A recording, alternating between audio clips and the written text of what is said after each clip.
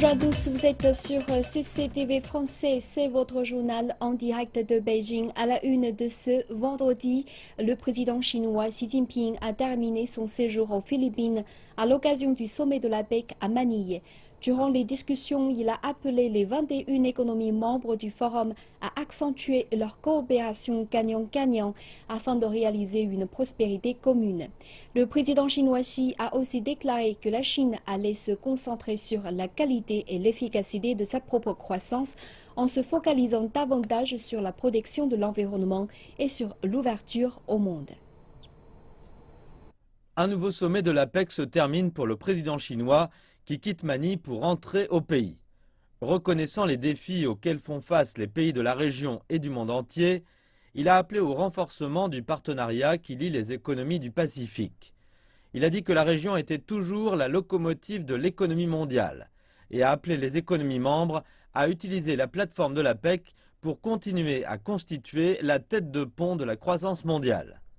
La région Asie-Pacifique abrite 40% de la population mondiale, 48% du commerce mondial et 57% de la production mondiale. Alors comment accélérer l'intégration de ces différentes économies et réaliser un développement inclusif dans la région? Le président Xi a déclaré que la clé de la réussite dans ce domaine résidait dans la réforme et l'innovation. Il faut trouver de nouveaux moteurs de croissance et ouvrir encore davantage les économies. M. Xi a dit que la zone de libre-échange Asie-Pacifique, la FTAAP, doit être construite aussi vite que possible. Il a appelé les dirigeants de la PEC à faire de ce rêve une réalité et il s'est fait l'avocat de davantage de connectivité au sein de la région Asie-Pacifique afin de lui insuffler plus de vitalité encore. Xi Jinping s'est adressé au sommet des PDG mercredi. Il a parlé de la croissance chinoise, disant que le pays connaissait une vague intense de réformes pour garantir son maintien au rang de locomotive de la croissance mondiale. Au cours des 3 premiers trimestres de l'année, l'économie chinoise a connu une croissance de 6,9%, contribuant à hauteur de 30% à la croissance mondiale. Une croissance qui est intervenue dans une économie de plus de 10 000 milliards de dollars. Xi Jinping a promis que la Chine allait accorder plus d'attention à la qualité et à l'efficacité de sa croissance, ainsi qu'à la protection de l'environnement et l'ouverture sur le monde. Il a enfin formulé le vœu de réaliser un environnement d'investissement ouvert, transparent et juste. Le discours du président Xi Jinping à Manille a été salué par tous les médias et experts philippins. Beaucoup d'entre eux se disent impressionnés par les mesures qu'il propose afin de promouvoir la liberté du commerce et la connectivité au sein de la région Asie-Pacifique. President Xi Jinping did an impressive speech yesterday. Le président Xi a prononcé un discours impressionnant, spécialement sur la zone de libre-échange Asie-Pacifique. FTAP is like giving more opportunity. Cela ouvrira des possibilités pour les petits pays comme les Philippines et pour ceux qui ne font pas partie de la PEC mais qui voudraient nous rejoindre. Who are not yet member of APEC who wanted to be part of it. President Xi Jinping's speech was focused mostly on. Le discours du président Xi se concentre sur la façon dont l'Asie-Pacifique doit s'unir en tant que groupe pour que la région se développe. Il dit que toutes les nations doivent coopérer et aussi avoir leur propre plan. La Chine est toujours une très grande économie, même si la croissance ralentit. Les mots de M. Xi auront un impact sur le monde. Whatever President Xi Jinping says will always have an impact in the world economy. La Chine peut jouer un rôle important dans la promotion de la connectivité.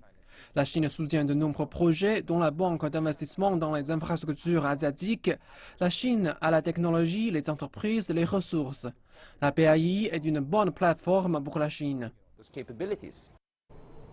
À partir de vendredi, le Premier ministre chinois Li Keqiang se rendra officiellement en Malaisie et participera à une série d'événements avec les dirigeants de l'ASEAN.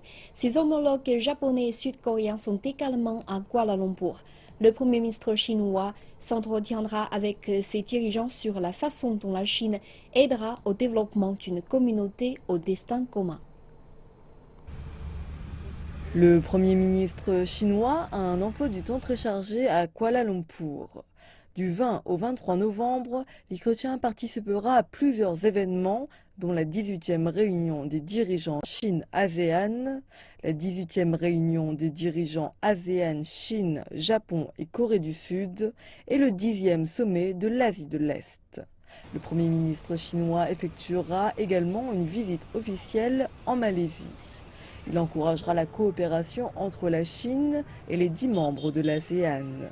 Les questions principales seront la stimulation de la croissance économique régionale et le maintien de la stabilité financière. Le Premier ministre s'entretiendra également avec les dirigeants de l'ASEAN sur la façon de coordonner une avancée vers le développement de la route de la soie maritime du XXIe siècle. La visite officielle de Li Keqiang en Malaisie est la première visite du Premier ministre chinois depuis son entrée en fonction. Il s'entretiendra avec le Premier ministre malaisien Najib Razak sur les manières de renforcer la coopération dans les domaines du commerce, de l'investissement, de la finance, de l'éducation et des échanges d'individu à individu. Il semble que le stade de maturité soit arrivé pour l'Association des nations de l'Asie du Sud-Est, l'ASEAN. Alors que les 10 dirigeants se préparent pour leur sommet à Kuala Lumpur demain, l'ASEAN est prête pour déclarer qu'elle est parvenue à son objectif de former une communauté économique intégrée avec presque tous les droits de douane pour les importations et les exportations retirés entre les pays membres. Mais cela ne signifie pas que des barrières commerciales n'existent plus. À bien des égards, cela a été une année de test pour l'ASEAN. Plusieurs défis ont mis à l'épreuve la cohésion et la crédibilité de l'ASEAN, comme l'exode des musulmans de Rohingya du Myanmar qui ont fui vers la Thaïlande, la Malaisie et l'Indonésie, et la réponse lente aux feux de défrichement indonésiens qui ont choqué les pays voisins. Quand vous avez des problèmes qui sont multilatéraux, qui vont au-delà même des frontières bilatérales ou internes, comme la question des fumées, oui, des faiblesses apparaissent. Il y a eu des succès économiques toutefois. On estime que 96% de tous les droits de douane entre les pays de l'ASEAN ont été supprimés. Certaines industries comme l'automobile ont rapidement saisi les opportunités que cela apporte, contrairement à d'autres secteurs comme l'agriculture et les petites et moyennes entreprises. Beaucoup plus d'informations doivent être diffusées. La population de l'ASEAN doit être plus au courant de ce qu'offre l'ASEAN. Il y a un manque de connaissance de l'ASEAN parmi la population de l'ASEAN et les avantages que l'ASEAN peut apporter. De nombreux obstacles à une réelle intégration économique demeurent, comme les taxes locales, les quotas et les restrictions sur la propriété étrangère. Le défi pour les dirigeants sera de traduire les grands objectifs de cette fusion en bénéfices concrets que la population de l'ASEAN peut voir. L'enquête sur les attentats terroristes de Paris est en cours.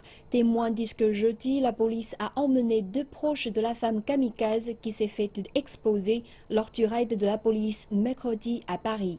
Des vidéos prises sur des téléphones portables montrent 2 personnes, une mère et un frère, se faire escorter vers un véhicule de police dans le quartier D'aulnay-sous-Bois, dans la banlieue est de Paris. Asna et Poulasini, c'est, semble-t-il, le nom de la femme qui s'est fait exploser au cours de l'assaut de la police contre un appartement en Saint-Denis. Il est possible qu'elle ait été la cousine d'Abdelhamid Abaoud, le cerveau présumé des attaques survenues dans la capitale française qui ont fait 129 morts. Des sources dans la police française précisent que la cellule de Saint-Denis préparait une nouvelle attaque dans le quartier d'affaires de la Défense à Paris. Le Premier ministre français Manuel Valls a prévenu que les terroristes étaient susceptibles de faire usage d'armes chimiques ou biologiques contre son pays. Il a fait cette déclaration devant le Parlement qui discute de l'extension de l'état d'urgence. Il a aussi appelé l'Union européenne à adopter des mesures, notamment concernant le partage d'informations sur les passagers des vols de ligne. Il est plus que jamais temps que l'Europe adopte le texte sur le PNR afin de garantir la traçabilité des déplacements, y compris à l'intérieur de l'Union. C'est une condition de notre sécurité collective. L'Assemblée nationale française a voté pour la prolongation de l'état d'urgence pour une durée de 3 mois. La proposition de loi doit encore recevoir l'approbation de la Chambre haute. La police française a conduit 400 raids vendredi, procédé à 60 arrestations et saisi 75 armes. L'état d'urgence donne des pouvoirs supplémentaires à la police qui peut arrêter, fouiller ou restreindre les mouvements de toute personne ou véhicule si elle le juge nécessaire. À l'extérieur de la France, d'autres régions d'Europe sont en état d'alerte. La Suède a relevé son niveau de menace terroriste à un sommet historique au lendemain de l'annulation d'un match de football international en Allemagne, 1 heure avant le coup d'envoi. La police suédoise a lancé une chasse à l'homme contre un des siens. Voici Muhtar Muthana Majid, un Irakien d'origine de 25 ans qui était récemment revenu de Syrie et qui est rentré au pays mercredi. Des officiers supplémentaires ont été déployés dans les rues exceptionnellement calmes de la capitale, Stockholm. Je n'ai pas peur, mais on y pense et je suis un peu nerveuse. Mais en même temps, je pense que la meilleure stratégie est de s'en foutre. Je suis un peu inquiète, mais je n'ai pas peur. Pas du tout. On se sent un peu inquiet parce que cela peut se produire. C'est arrivé en France, cela peut se produire ici. La police allemande aussi reste en état d'alerte. Dans la nuit de mardi à mercredi, un groupe d'intervention tactique a pris d'assaut un stade d'Hanovre 1 heure avant le coup d'envoi d'un match de football international. Une information des services de renseignement français a fait état d'une menace sérieuse. Et certains responsables affirment maintenant que le cerveau des attaques de Paris, Abdelhamid Abaoud, qui est maintenant mort, a séjourné en Allemagne. À Berlin, jeudi, la chancelière allemande et son homologue autrichien ont reconnu que tout le continent est menacé. Notre approche est aussi de se soutenir en Europe. Les pays épris de liberté de ce monde doivent être solidarité pour retrouver les criminels, mais aussi défendre et garantir notre mode de vie. Nous, notre société, nous sommes si vulnérables. La communauté internationale, à tous les niveaux, les enquêtes, la police, mais aussi les réponses politiques, nous devons être plus solidaires. Nous ne pouvons pas reculer. Nous devons nous rapprocher et agir de manière concertée. Mais les gens sont nerveux. En Bulgarie, les forces spéciales sont montées à bord d'un avion de ligne polonais détourné. Une alerte à la bombe qui s'est révélée être un canular. Les alertes en Suède et en Allemagne ressemblent plus à des précautions. Le journal allemand Bild dit avoir eu accès à des documents qui prouvent que l'attentat de Hanovre était bien réel et que le plan était de faire exploser plusieurs bombes. Nous ne saurons peut-être jamais à quel point l'attentat était prêt de se réaliser, mais il n'y a pas vraiment de sentiment de panique. L'Europe, tout de même, semble déterminée à poursuivre ses activités comme d'habitude. Après les attaques terroristes qui ont frappé Paris, la France s'est engagée à détruire le groupe État islamique. Alors que le gouvernement augmente son budget consacré à la défense, il demande la contribution des autres pays européens. Mais la France et les autres pays membres de l'UE peuvent-ils se permettre ce qui pourrait être une lutte prolongée? 2 jours après les attaques terroristes à Paris, les chasseurs français bombardaient les positions de l'État islamique. Ces actions nous confirment une fois encore que nous sommes dans la guerre. Une guerre contre un terrorisme qui lui-même a décidé de nous mener la guerre. La France fait une entorse aux règles budgétaires en débloquant 600 millions d'euros supplémentaires cette année, une somme consacrée au combat contre l'État islamique. Les pays voisins sont également sollicités par la France, Paris invoquant pour la première fois dans l'histoire de l'UE une clause d'assistance de défense mutuelle. Mais ces pays criblés de dettes sont censés les réduire. Il faut en effet éviter une répétition de la crise financière qui a ruiné la Grèce. Compte tenu de circonstances exceptionnelles, l'UE accorde un peu de marge à la France. Nous avons rendu notre évaluation sur la base du projet de plan budgétaire qui a été présenté le mois dernier par la France et donc qui n'inclut pas forcément les coûts qui ont été évoqués hier et rementionnés par le Premier ministre ce matin. Il va sans dire. Les États-Unis sont une autre grande puissance qui a beaucoup dépensé dans la guerre contre le terrorisme. Tout d'abord sur le sol national, puis en Irak et en Afghanistan. Ces déficits se sont tellement creusés qu'ils ont contribué à la paralysie gouvernementale. Le gouvernement fut alors confronté au plafonnement des dépenses. Le gouvernement des États-Unis estime que 1 000 milliards 500 millions de dollars ont été affectés aux guerres en Irak et en Afghanistan. la majorité ayant été financée par l'emprunt. Selon certaines estimations, Washington paiera cette somme majorée des intérêts pendant les 30 prochaines années. Pour les analystes, la France devrait prendre en compte l'exemple américain.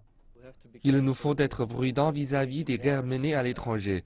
L'invasion de l'Irak par les États-Unis a montré que c'est très dangereux.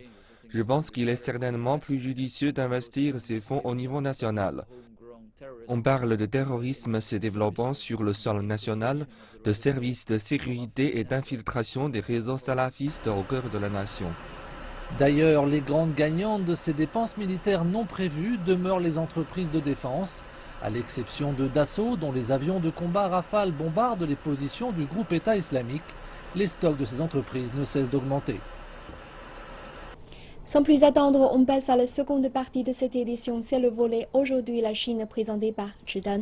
Bonjour Zhidan. Bonjour Zhi. Quel est le premier sujet à développer dans cette partie? Pour commencer cette partie, on va parler de la mondialisation de la monnaie chinoise.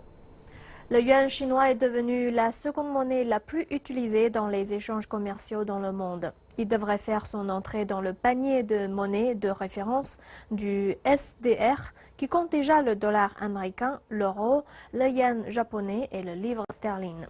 Le président chinois Xi Jinping a déclaré que cela allait perfectionner le système actuel et stabiliser la structure financière mondiale. Voici le siège de la Banque de Chine à Londres. Les traders procèdent à des transactions en yuan pour le monde entier, des transactions qui sont de plus en plus nombreuses. Nous avons eu par jour en moyenne 61 milliards de dollars en volume d'échange l'an dernier, soit beaucoup plus que les années précédentes. Londres va jouer un rôle important dans le processus de mondialisation du yuan. En plus du trading, plus de produits sont disponibles en yuan. Le mois dernier, le premier bon vert nominé en yuan à Londres a été introduit à la Bourse de Londres. Cela a remonté l'influence du yuan et a aussi fourni un instrument d'investissement pour le marché, spécialement quand les taux européens sont bas. Le bon sur un an a un retour de 3,1%, tandis que les eurobonds ont un retour de moins de 0,3%. C'est un contraste saisissant. Nos bons sont les meilleurs. De plus, l'usage grandissant du yuan pour les règlements interfrontaliers a apporté de nouvelles opportunités de financement et réduit les coûts des processus d'échange étrangers. Les entreprises disent que cela va apporter plus de croissance. La monnaie est en cours d'internationalisation. La Chine joue un rôle majeur dans l'économie mondiale. Ce n'est plus un pays isolé. Si la demande chinoise baisse, les exportations des autres pays s'écroulent.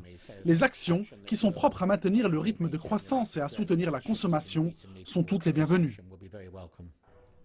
Le Fonds monétaire international a dit la semaine dernière que le yuan possède les critères requis pour être inclus dans le panier des droits de tirage spéciaux, qui est un mécanisme permettant aux participants de renforcer leurs réserves en cas de besoin.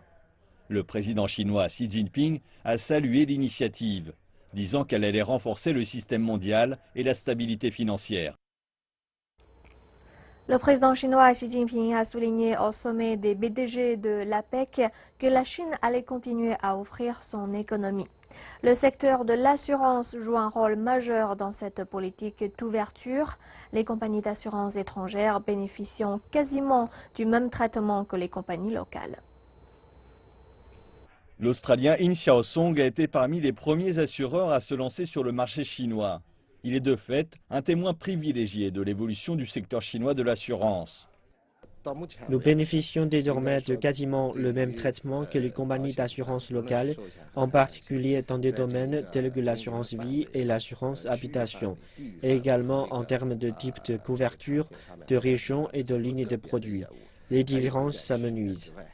Swiss Re fait partie des premières compagnies étrangères à s'être implantées sur le marché chinois. Elle est actuellement leader de la réassurance en Chine, où à ses yeux, la marge de développement est encore immense. Le rythme est l'un des caractéristiques. Le modèle de développement que nous avons eu ces dernières années n'est pas comparable avec celui des autres marchés. Il existe de nombreux marchés qui ont connu une forte croissance, mais pas à l'échelle de la Chine. Je peux vous donner plusieurs exemples si vous voulez. Nous avons déployé un système d'enregistrement en ligne et la semaine dernière, nous avons enregistré notre millionième transaction sur ce système. Et dans les autres marchés où nous avons ce système, cela se compte en milliers. Ça illustre bien la différence d'échelle et de demande également. Il nous revient de satisfaire cette demande. Les compagnies d'assurance étrangères ont depuis 2012 pleinement accès au marché de l'assurance automobile, ce qui a représenté un tournant après l'accession de la Chine à l'Organisation mondiale du commerce en 2001. 56 compagnies d'assurance étrangères, originaires de 16 pays, se sont récemment implantées en Chine. Et ce mouvement semble loin d'être terminé. Passons maintenant au cours de l'or. Depuis le 18 novembre, la Chine propose, comme chaque année, un lingot d'or à l'occasion de la fête du printemps. Son prix est particulièrement faible cette année.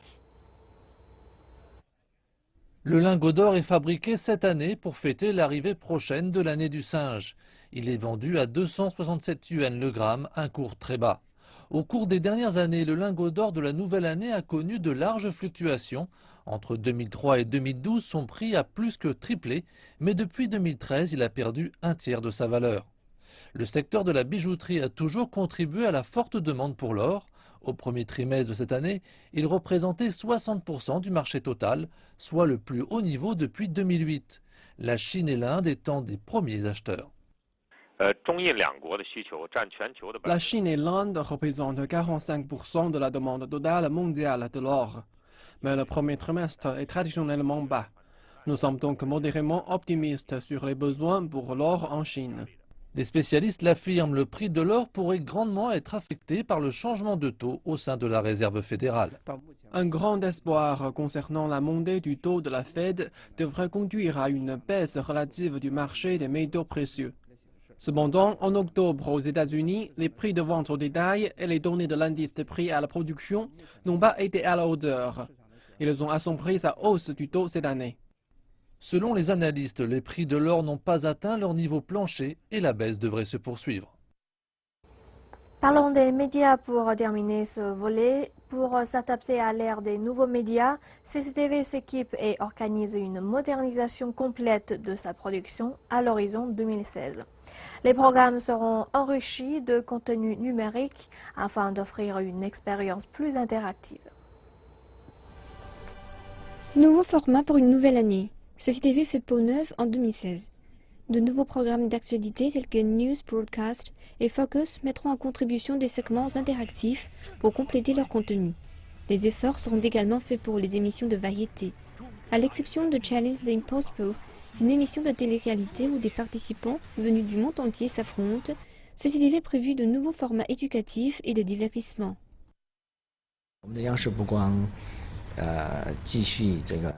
À l'avenir, le vieux procédé qui consiste à simplement diffuser des images et du son ne suffira pas.